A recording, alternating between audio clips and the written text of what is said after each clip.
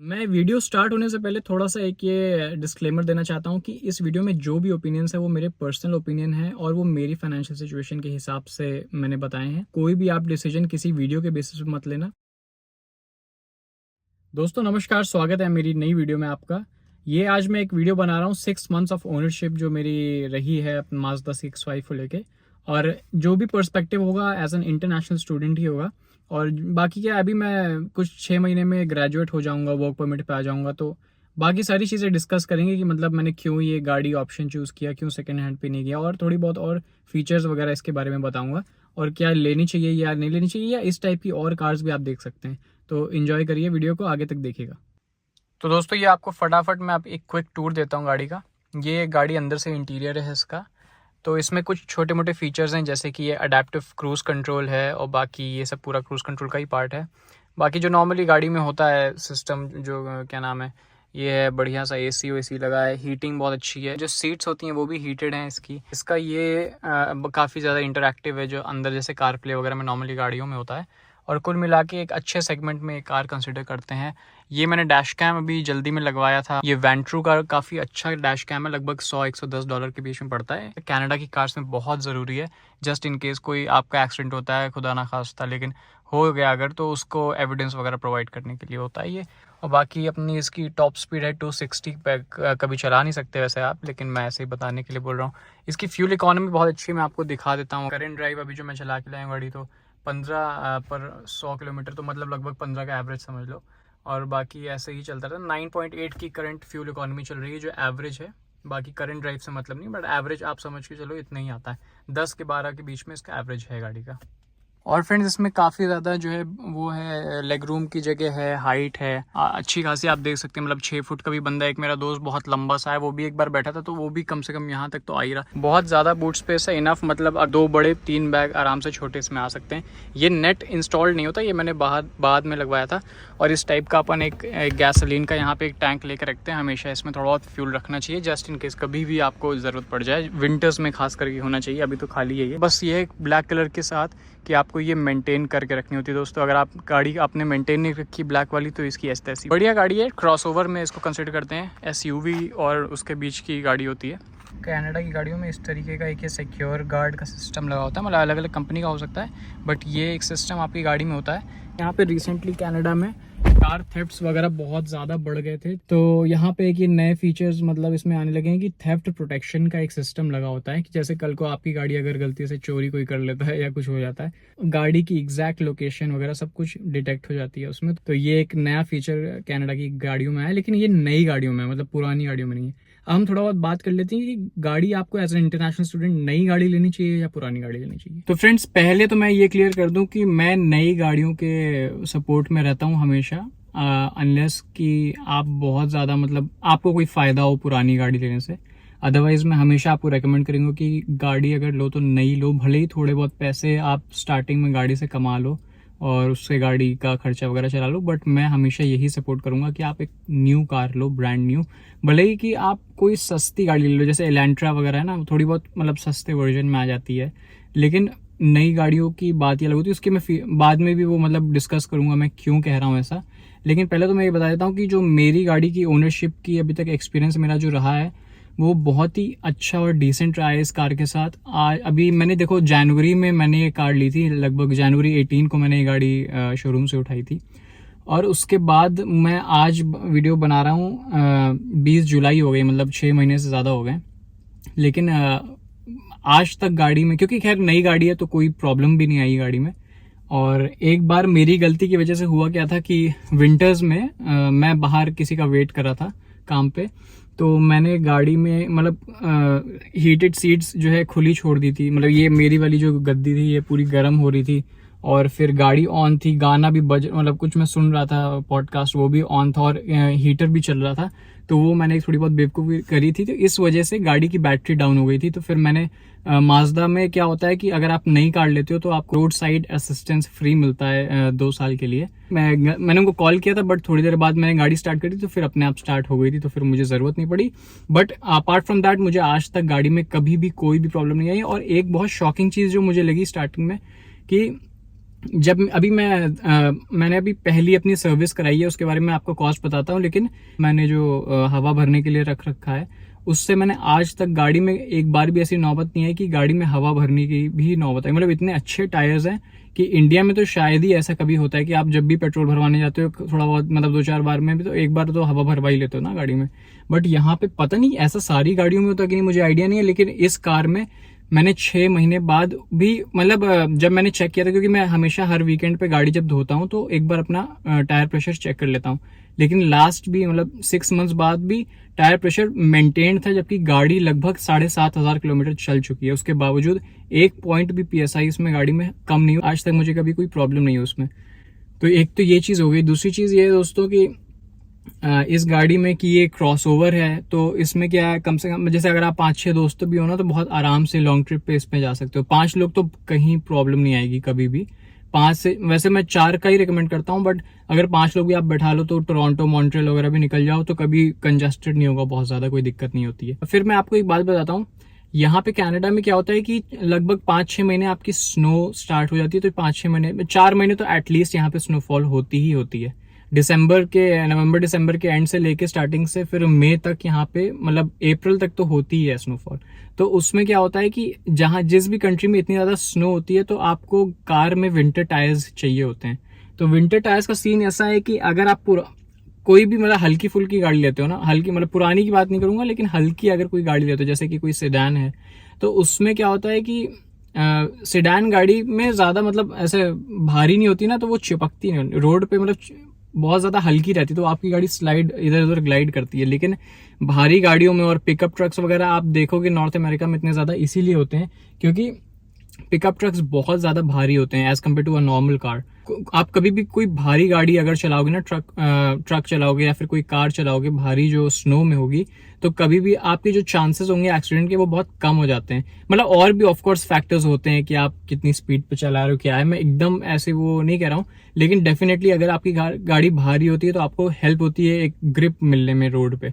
तो एक ये भी फायदा होता है किसी भी SUV का या फिर क्रॉसओवर का जो भी हल्की थोड़ी भारी है आपकी नॉर्मल कार से। सेडान्स में थोड़ा सा कम होता है ये।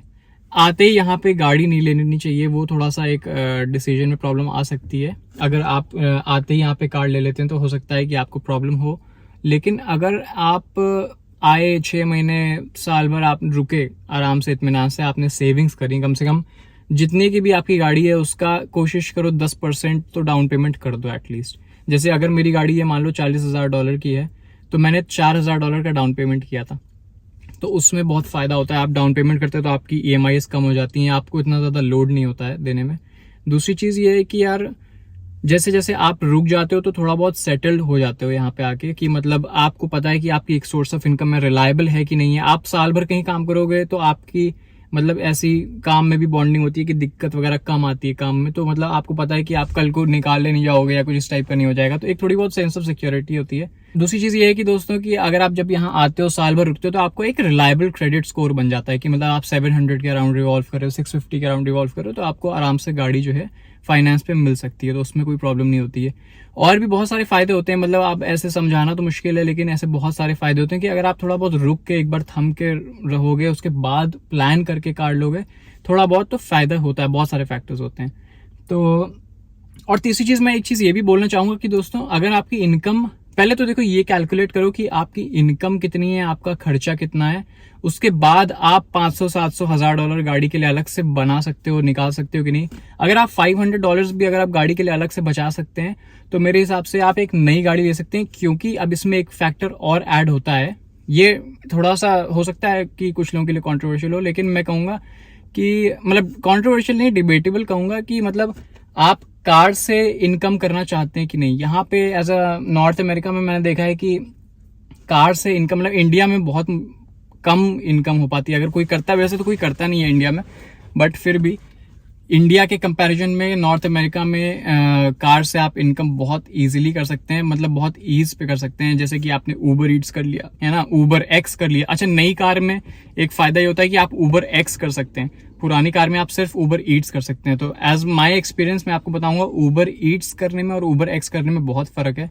ऊबर ईट्स में क्या होता है कि आप निकल के बाहर जाते हो, अपना उसका सामान उठाते हो, फिर कहीं पे भी आपको पार्क करनी होती है, उसके बाद जो है आप वहां पे डिलीवर करने जाते हो, तो उसमें बहुत ज्यादा टाइम वेस्ट होता है। ऊबर एक्स में दोस्तों बहुत सिंपल रहता है कि आप चुपचाप अपना ऑनलाइन बैठे रहो, गाड़ी में एसी चला के, बंदा आएगा उसको बैठा के दूसरी जगह छोड़ दिया, उसके ऊपर से टिप्स वगैरह भी अच्छी खासी मिल जाती हैं ऊबर एक्स में। ऊबर ईट्स में भी मिलती हैं but as compare to Uber X कम होती हैं।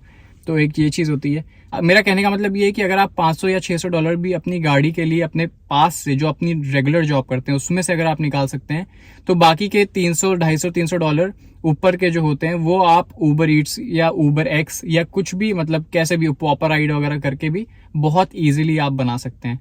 तो लेकिन यहाँ पे एक फैक्टर और आता है कि भाई आप कितना अलाउड हैं काम करने को। तो एज ऑफ नाउ मोस्टली जो इंटरनेशनल स्टूडेंट्स हैं वो 20 आवर्स ही परमिटेड है यहाँ पे, अनलेस आपका ब्रेक ना हो। लेकिन एज ऑफ सितंबर 2024 अब कनाडा की मतलब IRCC ने ऐसा रूल निकाला है, मतलब जो भी उनकी एजेंसी, उन्होंने ऐसा रूल निकाला है कि आप 24 आवर्स काम कर सकते हैं। एंड मेरे साथ ऐसा है कि 24 आवर्स के बाद फिर 4 महीने बाद मैं फिर 40 आवर्स काम कर सकता हूँ, मतलब मैं वर्क परमिट पे आ जाऊंगा। तो मेरे लिए तो कोई प्रॉब्लम नहीं है इस गाड़ी को अफोर्ड करना।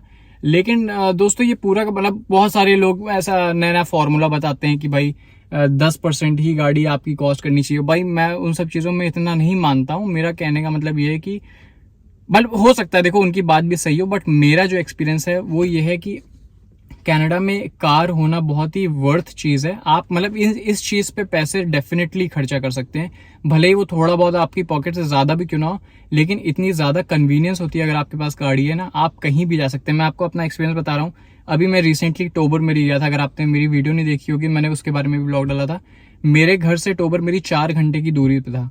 अब अगर मैं किसी के भरोसे बैठूं कि भाई जब वो बंदा जाएगा तो हम लोग प्लान बनाएंगे, फिर दोस्त लोग, फिर ऐसा ऐसा होगा, फिर दुनिया भर का वो पंगा होता है उसमें। आप जानते ही हैं कि मतलब कोई जाता है कोई नहीं आता, फिर आप अगर आपको जाना होगा तो फिर आप नहीं जा सकते। तो लेकिन मेरे केस में ऐसा नहीं था, मुझे जाना था, मैं अपनी गाड़ी से जा रहा था, भले ही मैंने 2-3 लोगों से पूछा, लेकिन मेरा जाना था तो मैं जाके होके आ गया। तो ये इसीलिए पॉसिबल था क्योंकि मैं गाड़ी अफोर्ड कर सकता हूँ, मेरे पास गाड़ी थी, मैंने अपना प्लान बनाया, तो सब कुछ मेरे ईज पे हो सकता था। लेकिन मतलब एक ऐसा वही एग्जाम्पल दे रहा हूँ आप लोगों को। तो इस तरीके से भी चीज़ें होती है कि मतलब आप थोड़े बहुत मतलब फ्री हो जाते हो उन सब चीज़ों में कि अगर आपको घूमने जाना है, भले ही आप अकेले भी जा सकते हो, अगर आसपास जाना है तो आप अकेले चले जाओ, या फिर अगर आप अफोर्ड कर सकते हो तो आप अकेले ही कहीं भी हो आओ, मॉन्ट्रियल चले गए, क्यूबेक चले गए। जरूरी नहीं है सब लोग उसी टाइम फ्री हों। तो ये आपके पास एक थोड़ी बहुत प्रिविलेज हो जाती है कि आपको कहीं पे भी जाना है, मतलब कनाडा के आसपास जहाँ पे आप गाड़ी से जा सकते हैं, तो बहुत आराम से आप अपने डिस्क्रिप्शन पे जा सकते हैं।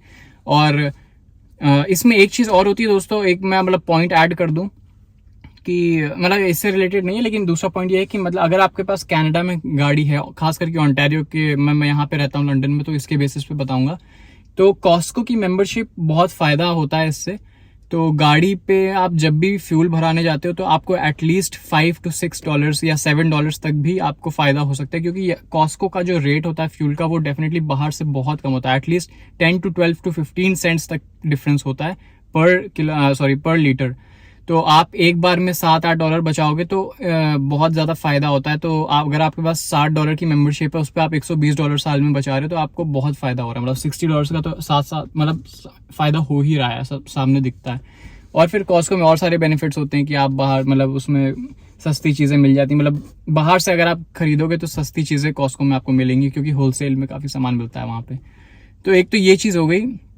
थोड़ा बहुत शायद लेंदी हो रही होगी वीडियो, बट मेरा मतलब खाली समझाने का इस वीडियो में ये है कि एज एन इंटरनेशनल स्टूडेंट क्या आपको पुरानी गाड़ी, क्योंकि आज मैं आपको बताऊं मुझे आइडिया कहाँ से आया। आज मेरे एक बहुत ही खास दोस्त हैं, तो उनसे मेरी बात हो रही थी कार को लेके।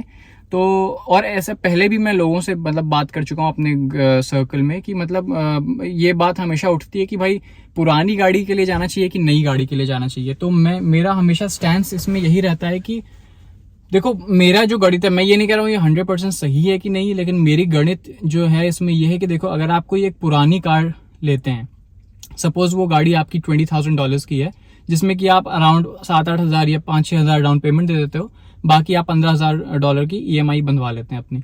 तो आपकी जो गाड़ी 20,000 की है, अगर आप उसको देखो, गाड़ी खाली एक्विजिशन नहीं होता है, गाड़ी की रीसेल भी देखी जाती है अगर आप कार लेते हैं तो मान लो आपने गाड़ी $20,000 में खरीदी है, तो आप जब उसको 3 साल 4 साल बाद बेचेंगे तो वो जो गाड़ी पहले मान लो 35,000 की थी वो आपको 20,000 में मिली, तो जब वो थर्ड हैंड पे जाएगी तो उसकी गाड़ी की डेप्रिसिएशन बहुत ज्यादा बढ़ जाती है। तो आपकी गाड़ी जो 20,000 की है, मुझे लगता है कितनी 7-8 हज़ार की भी बिक जाएगी तो बड़ी बात है। जैसे ही जितनी मेरी समझ में उतनी बताता हूँ, बाकी किसी को एक्सेप्शनल कोई कस्टमर मिल गया तो बात अलग है, लेकिन जनरली स्पीकिंग 7-8 हज़ार की आपकी गाड़ी बिकेगी तो आपकी मोटी मोटी $13,000 की डेप्रिसिएशन जाएगी। लेकिन अगर आप एक नई कार लेते हैं और मान लो आपकी गाड़ी 35,000 की है, जैसे मान लो ये गाड़ी है 37,000 की है, अगर आप 37,000 की मैं आज गाड़ी लिया है, मैं 3 साल बाद भी इसको बेचूंगा तो $25,000 तो कहीं नहीं गए। मतलब इससे बहुत ज्यादा भी मिल सकते हैं, लेकिन मैं आपको लोएस्ट कंडीशन में बता रहा हूँ कि अगर थोड़ी बहुत एक्सीडेंट हो गया या गाड़ी में बहुत ज्यादा डेंट पड़ गए या उस टाइप का कुछ है, $25,000 कहीं नहीं गए। तो मेरे कितने डेप्रिसिएशन आया, मुझे $10,000 का। लेकिन अगर कोई सेकंड हैंड बंदा गाड़ी लेता है तो उसका कम से कम $15,000 का तो डेप्रिसिएशन आएगा ही आएगा। तो $5,000 का नुकसान सीधा सीधा आपका वहां पे आ जाता है। और फिर आपको पुरानी गाड़ी चलाने को मिल रही है, पुराने फीचर्स हैं उसमें, पुराना ही सब कुछ है। और एक नई गाड़ी का फर्स्ट हैंड ओनर होना, उसकी अलग प्रिविलेजेस होते हैं जो कि बहुत सारे, जैसे टेक्नोलॉजिकल एडवांसमेंट्स होते हैं और मतलब फ्यूल इकोनॉमी बहुत अच्छी होती है और बहुत सारी चीज़ें होती हैं यार। मतलब छोटी छोटी बहुत सारी चीज़ें होती हैं। आप जब नई गाड़ी चलाओगे तो आपको फील होगा। तो एक मेरा ये पॉइंट ऑफ व्यू, मेरा मतलब जो मेरा रहता है इस पे, तो अगर बहुत सारे लोग हो सकता है अग्री करें या डिसअग्री भी कर सकते हैं, लेकिन मेरा जो मानना है कि हमेशा नई कार के लिए जाओ, या कि पुरानी गाड़ी मेरे समझ में उतनी ज़्यादा अच्छी नहीं होती है। तो बाकी दोस्तों यही मेरा मानना है। एज एन इंटरनेशनल स्टूडेंट आपको नई गाड़ी लेनी चाहिए पुरानी, और मेरा जो 6 महीने का एक्सपीरियंस रहा है, तो सोचा था कुछ नई टाइप की वीडियो बनाऊं, क्योंकि बहुत टाइम से मैंने वीडियो बनाई नहीं। Last time Canada